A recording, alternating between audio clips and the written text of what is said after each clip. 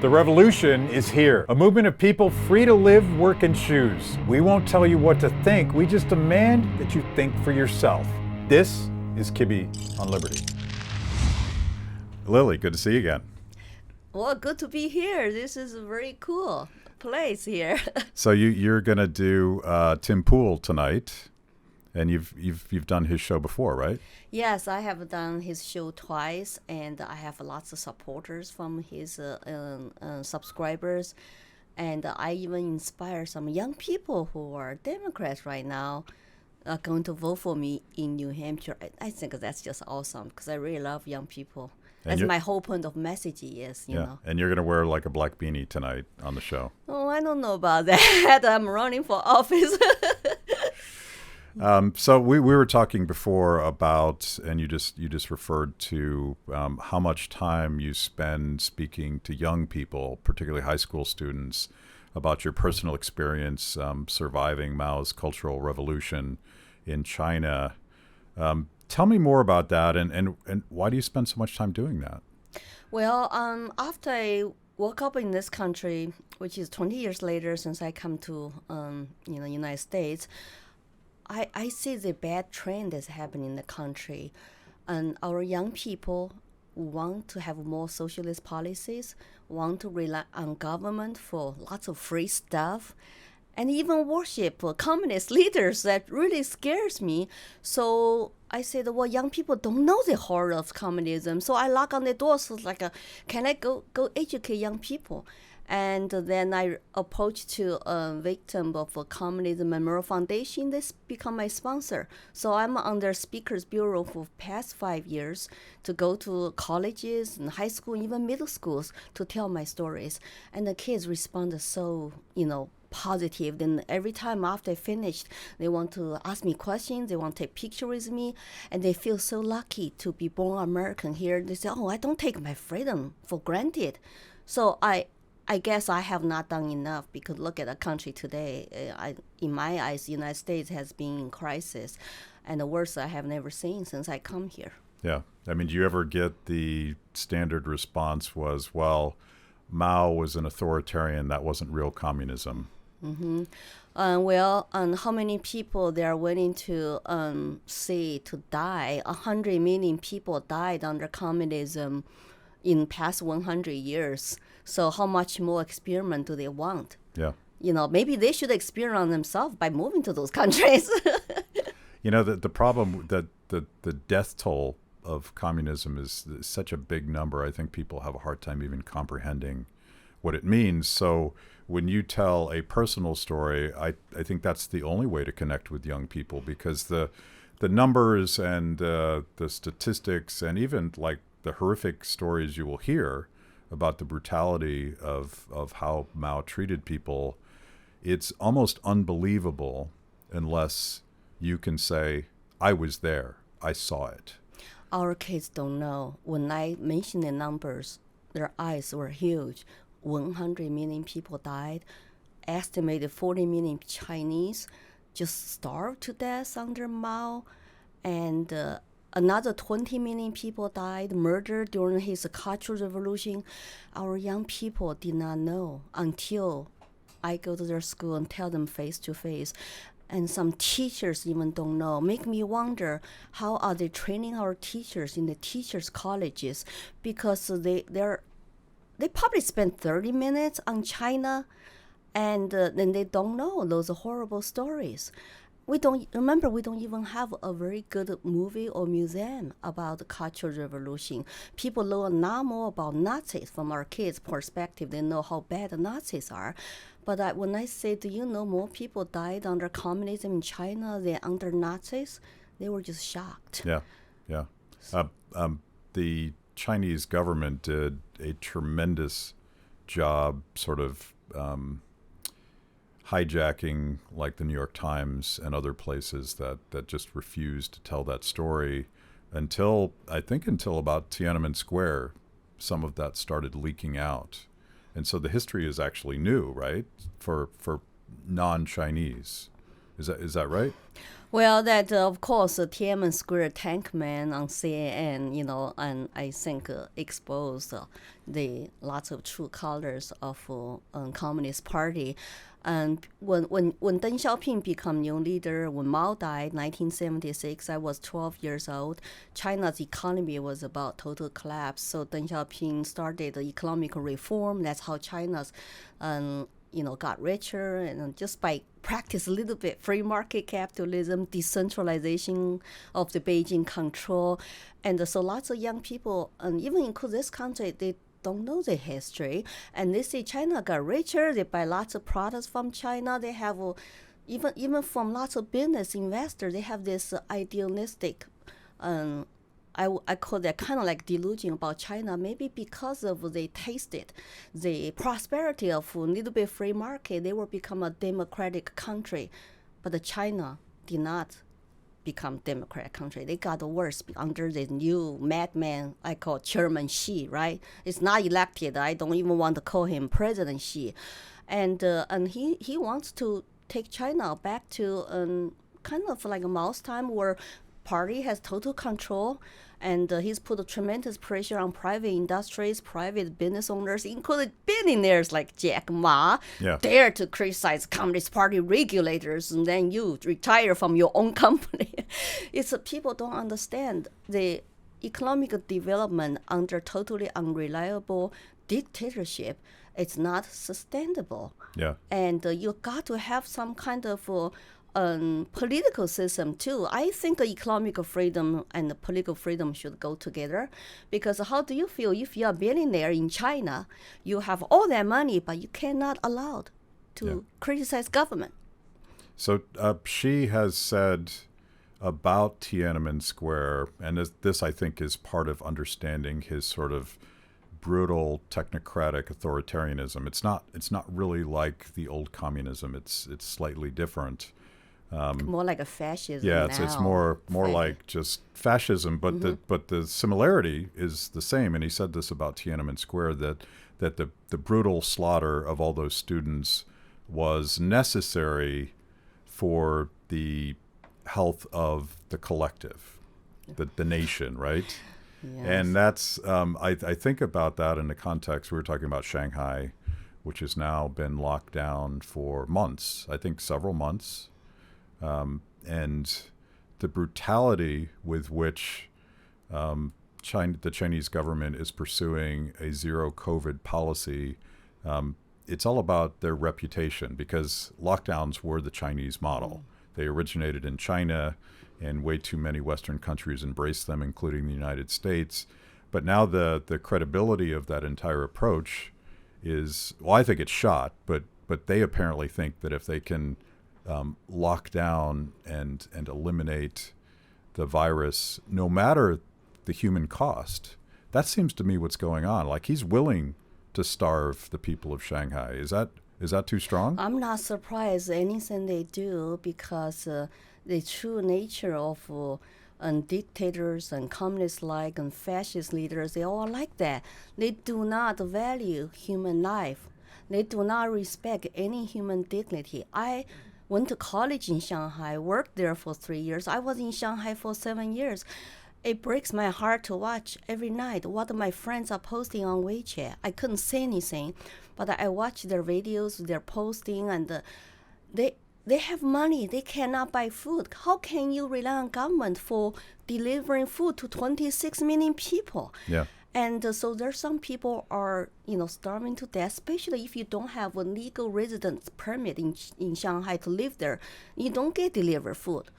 And they can be migrant workers. They're very vulnerable population. And also old people live by themselves.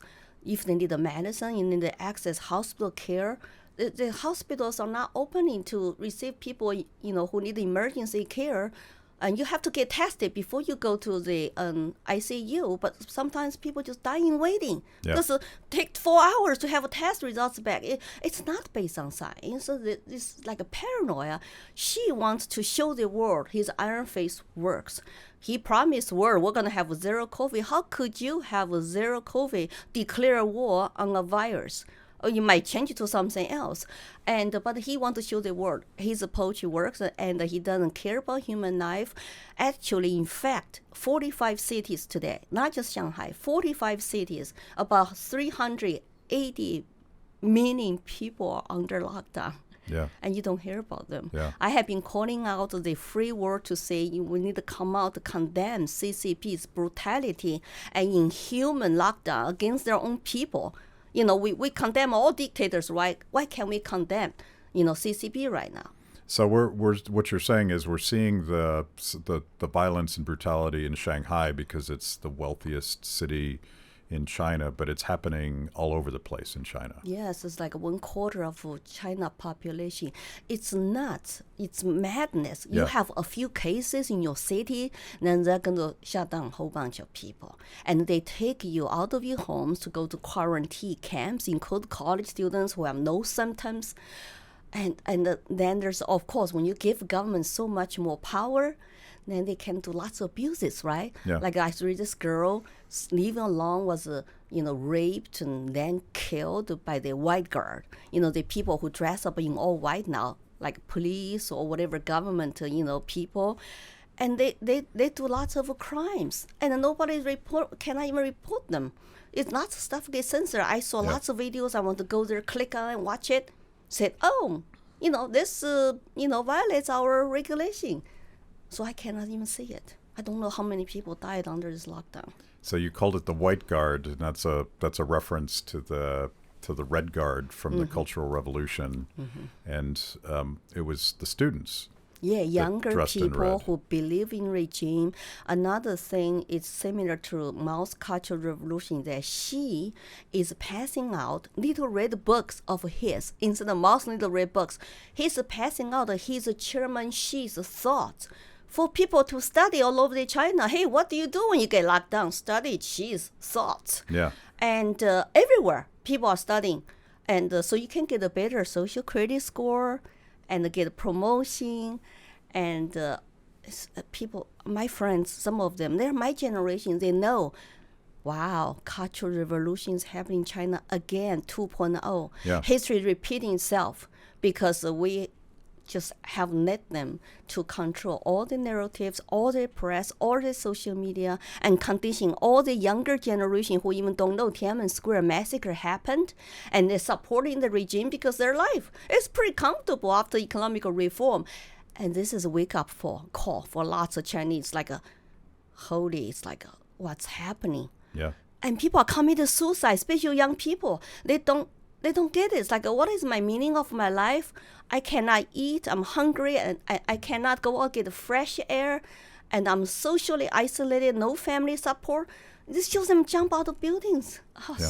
so sad to see. You said you called it the Cultural Revolution 2.0, but in other ways, the lockdowns in Shanghai and the failure of the government to sort of take over the production and distribution of food reminds me of the Great Leap Forward, and the utter failure of the government to replace the decentralized process of people producing food and producing other things that they need and somehow distributing them, because there is food in Shanghai. It's just rotten.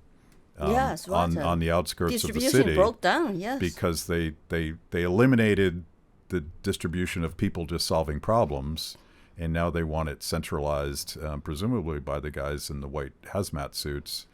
And so, like, it's not that there's not food, it's that the government won't let people get food. There's a total disconnect. You see farmers are begging somebody come to the farmland to, get the vegetables out here. They're sitting there rotten, where people inside the cities are hungry. And but then the government block all the roads, and you have to get tested, and you cannot get into the Shanghai. So that's what I'm saying. When you don't have a rule of law, when all the government officials are not elected by people, they don't care. So you get a top-down policy from Beijing to say zero COVID lockdown, block everything. They even put electrical wires and at the people's staircases so they cannot get out. And you saw people stick their head out to get a haircut from an iron gate. Just a little tiny space, they could barely stick their head out to get a haircut. It's total insaneness. And so how could you rely on men to, basically serve you, give you food, and tell you when you can get out, how much medicine you should get, and the hospitals were not open. It's like all I'm saying is that you cannot rely on any man, even though, some men are good, some leaders are great. No, what if one time you get a madman sociopath controlling your entire country, controlling your life, just like a Mao, just like a Xi today? Yeah. Then you're screwed, You can die, you can get killed, you can lose your loved ones. That's why we cannot have a system built on relying on man, rely on government. And I just don't like that system at all. I want really, the U.S. government to be truly small and limited. Yeah. You've said time and again that the reason you're speaking up is that you fled China because you didn't want to live in a world where people didn't matter. And you see America turning into China. What did you think when our governors like Cuomo and certainly federal government leaders like Anthony Fauci were praising the Chinese model of COVID mitigation, all of the social tracing, all of the violence and the brutality? Did it feel like it was like a flashback or something? Yes, I couldn't sleep well last 2 years ever since COVID lockdown happened. And also remember 2020, not just lockdowns, canceling people's rights, closed schools and churches, small business. You also saw riots, right? In the name of anti-racism, you saw country, big blue cities were burning, and people were committing crimes on the street and looting. And all the people hold the face up, like our young people, like red guards. This symbol, it's like the communist, Yeah. And then they were chanting, and they want the communist revolution, and they want the equity. Those all like communist terms. I was like having PTSD. I will literally wake up in the middle of night. Mm-hmm. It's like I couldn't sleep. It's like, what's happening in America? And I will not be surprised China locked down their entire citizens and canceling their rights. I never expected to see that in my new country. It's like, what's going on here? Why our leaders want to take out of Communist Party's playbook in terms of terms, in terms of the tactics, and in terms of the the methods, the propaganda, they canceling people also on social media and media.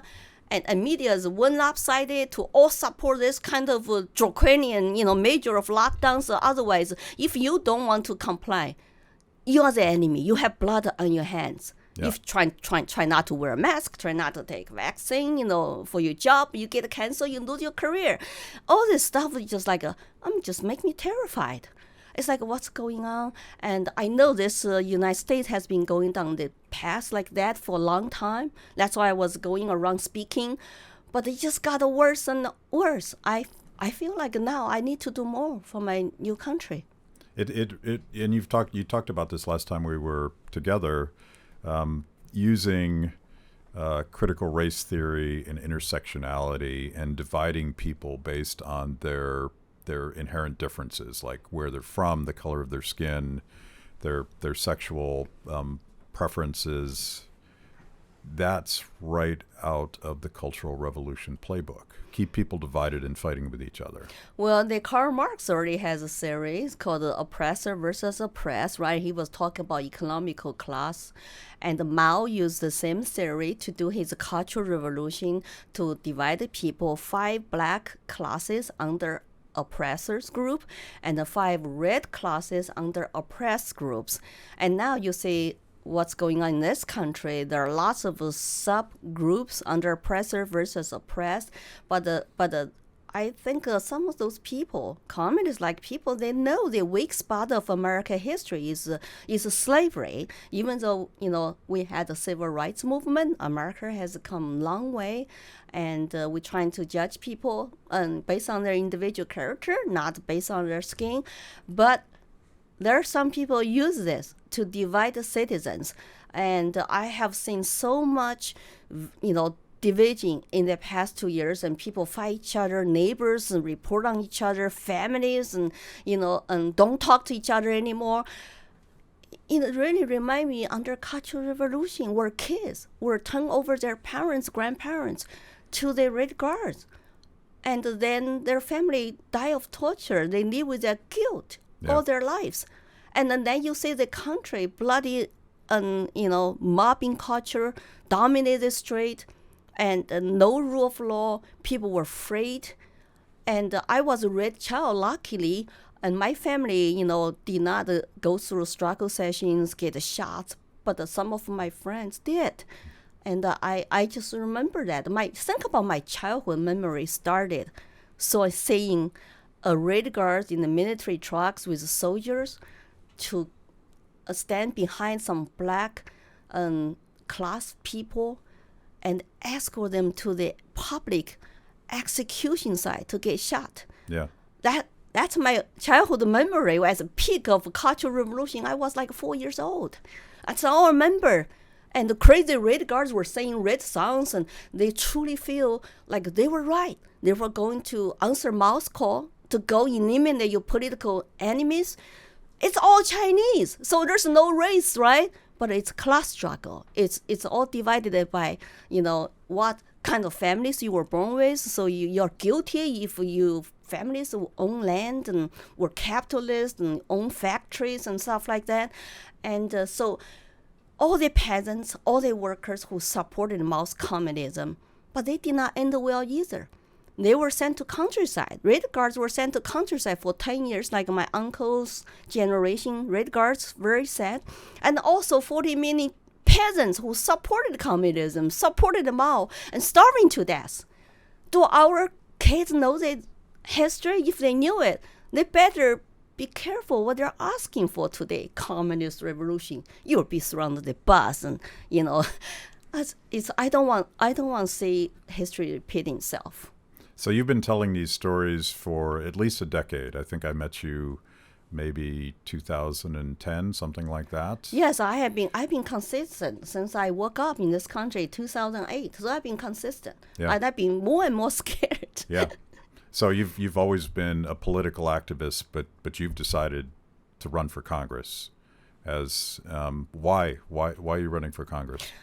Well, I have been speaking around, I have been educating youth, but the country got worse and worse. How I'm going to get my warnings and the messages to the entire country, even to the entire free world, even speak for the people who have no voices, who are under lockdown. I feel this is my duty. As an American citizen, we still live in a free country. Even though I got threatened, I have trolls, I have people attack me, discredit me, even threaten me, dare not to go back to China. Since 2019, I could not go home to visit my family and friends inside of China. But somebody has to do what is right. I have a unique message. I have unique voices and unique stories. And lots of Chinese immigrants like me are behind me. They know what I'm talking about. But I have the language ability, I have the personality and the political knowledge to do this. If I don't, I'm going to hide myself behind the fear. I'm going to keep my head in the sand and see America get destroyed by the fascists, communist-like people, whatever you call them, who want to rule over us. I don't think I can die in peace. I have 3 children who were born in this country. What kind of country they're going to live in? How about their American dream? I am living American dream already. I came in here 34 years ago with nothing. I have 3 home business. I can comfortably retire, travel around the world. But where I watching American being destroyed and free world be destroyed, I just cannot live with my conscience to be quiet for my safety. Safety, like death is not the worst evil. That's why New Hampshire has a motto called "Live Free or Die." I truly love that. That's why I moved to New Hampshire. I'm not gonna watch our liberty, our country to be destroyed. So New Hampshire has become, it's called the Free State, but I've noticed in rankings, I think Cato and other places that rank the quality of life and the size of government and the level of freedom in the states, New Hampshire has really transformed in the last... Number one right now, I'm proud to say. Yeah. We have lots of work to do, but it's still number one right now. Yeah, I love New Hampshire, and people ask me, why did you move to New Hampshire? Not many Chinese there. I say, I'm not a part of identity politics group. I go where maximum freedom is. I don't go where maximum Chinese are. You'd be China right now. It's like, that's what I left. Mm-hmm. I'm always chasing a freedom. And my home is where maximum freedom is and maximum personal liberties are. Of course, we got our own battles to fight in New Hampshire, but we have lots of people like me and also lots of people who were grew up in New Hampshire. They truly believe in live free or die. My town where, I don't know if you're, knowledgeable about this, we had a Pine Tree Riot, 250th anniversary. Back in April, we celebrated. That happened before the Boston Tea Party movement. So I moved into a very liberty-oriented, revolutionary town. I'm so proud to be the resident of there. So you're bragging on New Hampshire as the real birthplace of American freedom, and not Boston. Well, because of that Pine Tree Riot happened in my town of Ware before Boston Tea Party. I'm proud of that. So I saw some polling. A pollster had analyzed some 10 states, not New Hampshire, but 10 states where there were primary votes over the past couple weeks, I guess. And Republican turnout is way up.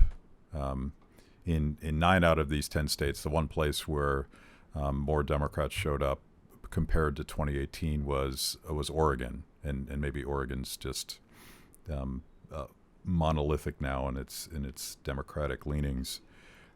So there's people are frustrated. People are showing up, and my sense is that lockdowns and inflation and the way that the teachers' unions didn't let kids go to school, all of these basic quality of life issues seem to be driving a political revolution. What issues do you think are most important as a candidate? Well, according to survey, that the number one issue that the Granite Staters are very concerned with is actually economy, inflation, gas prices, and hello, Katie. And the thing is, so By the way, his name is Reardon. So he's an objectivist cat. He's a big. Oh, that's cool. He's a big fan of Ayn Rand, and he may have issues with respecting property and rights. I read the Agnes Chirac. That's one of the books kind of wake me up in this country to realize, there's a lot more philosophy out there besides, I was told, just believe government as solutions.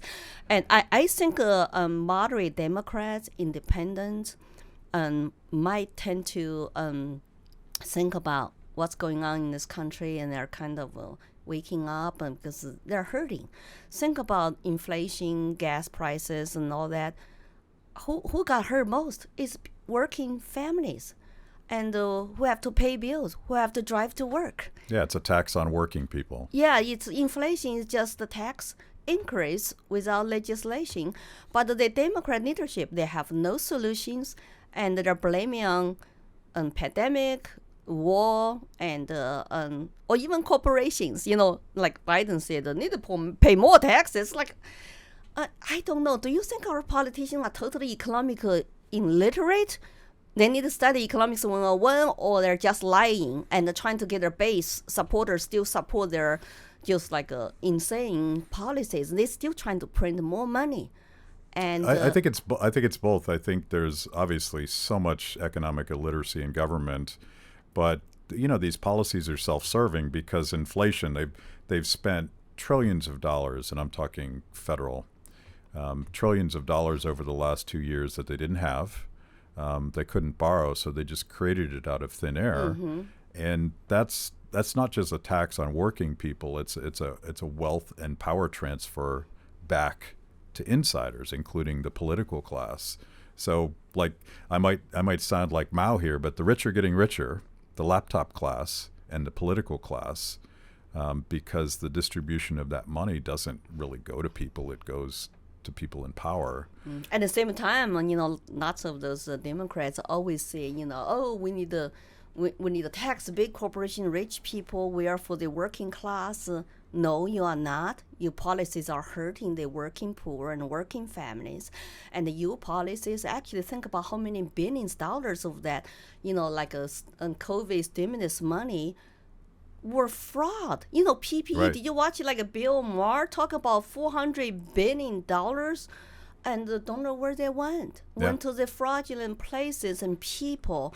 Yeah, when you're trying to just print money out of thin air, who has respect for their money, right? And you get all the, criminals coming to say, hey, free money available and fast and easy. And then they get, millions of dollars. It's just, I do not think government politicians are the very good guardians of taxpayers' money. And they don't care about the consequences. If they can promise you free stuff, you get them elected. I'm hoping their voters are waking up to say it's not working out for us. I trust you, believe you, and vote for you. Here's what I got. And we're going to continue to have supply issues because China locked down, the war, and also the regulations in this country. If you want to be competitive, the government should think about practice more free market approaches instead of more and more government control. And you have this administrative state called unelected bureaucrats who control federal agencies, constantly pass regulations, interfere with the free market, interfere with the private business, and make everything very expensive. That's why they push lots of companies to go to overseas, right? If you just cut regulations and make everything here competitive, then you have an incentive to come back here to create jobs. Yeah. But their policies just have been total disasters so far. So what do you think the people in your district in New Hampshire think about vaccine mandates and being required, as the Biden administration did, being required to have a vaccine in order to keep your job? Where are they? Because I know people have different opinions about this, and some people think it's a good thing to force other people to get vaccinated. I have not seen survey like that, and I do believe lots of people in New Hampshire, the fundamental goodness of them, and if they truly understand that the people's natural rights and the proper rule of government, and it's up to you to decide if you want to take a vaccine or not, and it's up to parents to decide for their children when it comes to medical decisions like that. Personally, I'm totally against a mandate, vaccine passport, vaccine mandate in the name of health and the public safety. I heard them all in China. That's what they used to get you. That's the social credit system in China. Right. They make you live in fear. They make you worry about your safety. So then they push down mandate on you. But lots of people didn't understand. Government mandate's not like you have a chance to choose. No. Mandate means enforcement by law, by guns, by government powers. If you do not comply, you will get a heavy fine. If you don't pay fine, your business will get shut down. You might get locked up. Try not to pay income tax, right? You can go to jail. So people got to understand the government mandate is enforced by government force. And don't you think that's not the American way? American one is individual freedom to choose. And I never had that choice. I never had that freedom in China. That's why I'm trying to tell people to connect the dots here. Yeah. Now you see why I'm talking about America becoming China, because so much endless government control and the mandates. And it's like we are not human beings. We're not entitled to choose. Or we are just not smart enough even to choose. We need to rely on some supreme leaders or elected politicians, unelected bureaucrats like CDC to tell us, they flip-flop so many times during the COVID. They have no credibility to me anymore. I mean, I'm just talking about me as a immigrant who, live in China for 24 years. My perspective, those people have no credibility to me. I haven't read it yet, so I won't say anything specific about it, but there's an effort by the World Health Organization to codify the policies of lockdowns and vaccine mandates under some health treaty. Have you heard about this yet? I heard. What kind of authority do they have? I mean, are they in the U.S. Constitution? They're going to tell me what the mandates I should subject to United Nations? China is part of United Nations Security Council and even part of a Human Rights Council member. You think I'm going to subject to those? It's no. I don't think Americans will really, buy into that. They have no authority. They have no more authority, no legal authority. So that's why individual citizens in our country, sometimes you just have to start to revolt and push back and speak up. And all I'm saying that we have Second Amendment, but right now we still have a relatively free speech and free ideas and thoughts and ballot box every year in your local elections.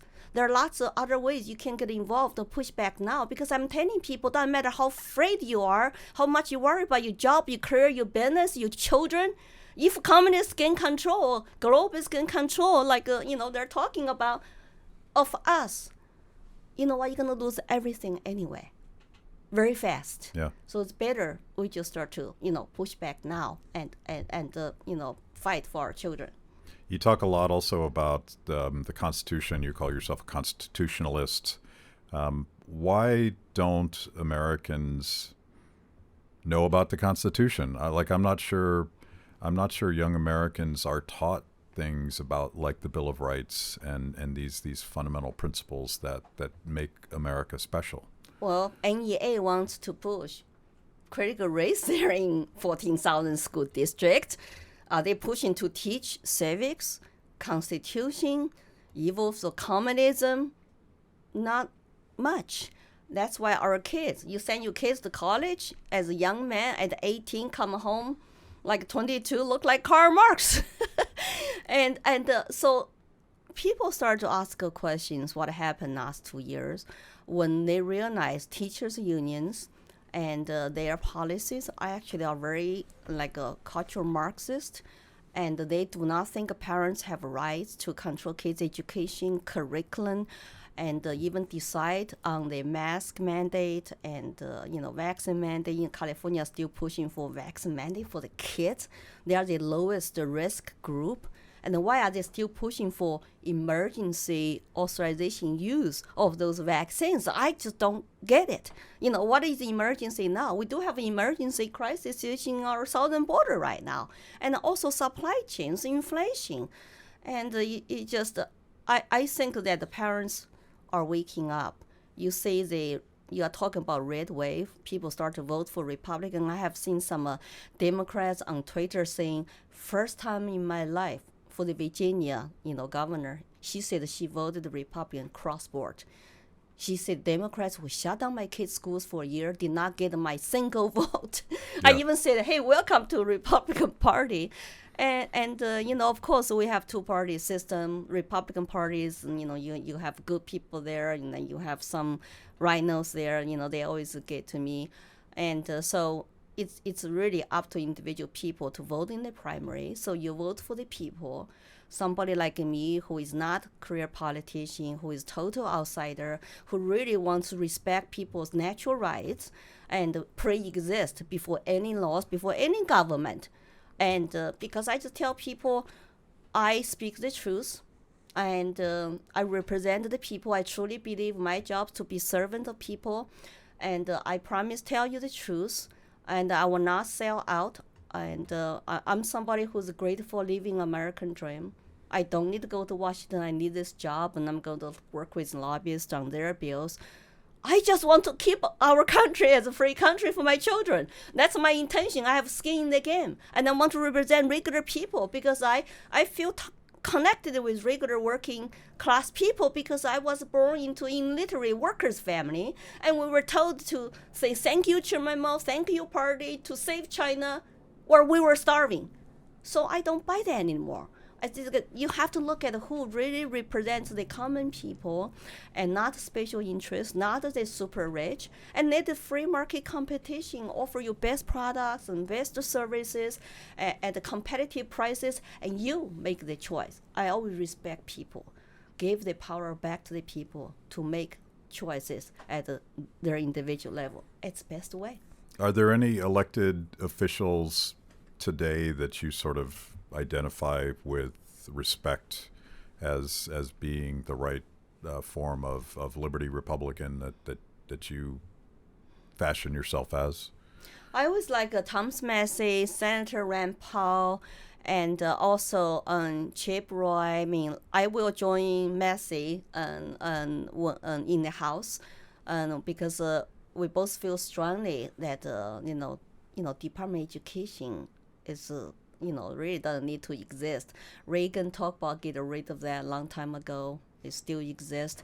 And education really should be a local issue, and so parents have more control. And so they can even decide what curriculum they want. That's why local elections are important, and school boards. And there are lots of issues. Just give back to states. You don't need keep the federal government, super big and intrusive, and they're the one who can print money. Remember, state have to balance budget. That's why the state turned to government in Washington, gave me some more free money, from not free anyways, come with the strings attached. So I like to say federal government be more limited and be more fiscally responsible, conservative. There are lots of issues. Give back to states. We got to be smarter about how to, lead our country to be prosperous again. We are weak today. The world is laughing at us. China is laughing at us right now because China, she has a China dream.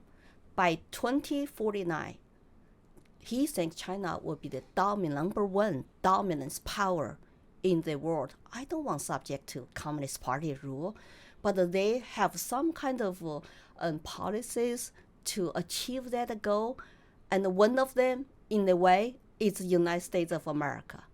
But we are having all this, really, just like stupid, incompetent, policies. It's going to destroy our economy. When we destroy U.S. economy, think about who is going to be the number one in the world, and who is going to have more say about our lives here, our economy, our business. It's China.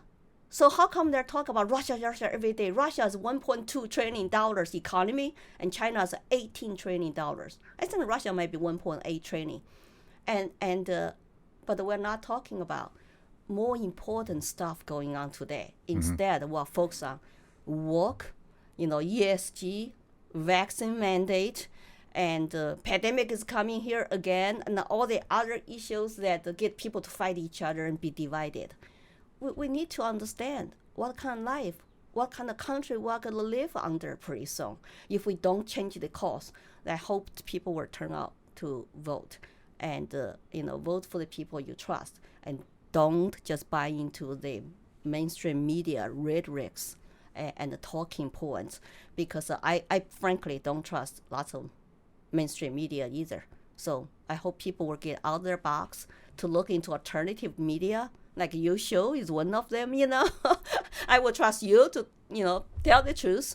So I'm telling lots of Chinese Americans to stop watching CCTV. That's China's propaganda in the United States. You live in a free country, you watch China's CCTV. Wonder why this Chinese man will go to Taiwanese church to shoot a whole bunch of people because he's patriotic for China. It's such a tragedy. It's a human sorrow, really. How come you cannot wake up, even though you live here? So how do people find you? I need people to also follow me on social media. I'm on Facebook, Instagram, Twitter, even the YouTube, and both Chinese and English. I'm everywhere. As I said, I have been active for many years. I have been consistent. Some people are trying to discredit me and attack me. All they have to do is just Google Lily Tang Williams to see what I said, what I have done in the past 8 years. consistent. And we can still disagree on individual policy issue, solution issue, but I'm always open to have conversations with voters, and we need to have conversations. It doesn't matter if we 100%. I don't even agree with my husband 100%. I've been married for 32 years almost. So it's good to have some disagreement respectfully, but have civil conversations, bring to different ideas and listen to each other is so important for our country right now. So I promise positive, unifying campaign. And so welcome to check me out. Okay, thank you. It's good catching up again. Yeah, thank you for having me, Matt. Yeah. Thanks for watching. If you enjoyed that show, make sure that you like and subscribe. Click the little bell so that you get notifications. And if you consume this via podcast, go wherever you want to go. We're everywhere. Kibbe on Liberty. The revolution starts now.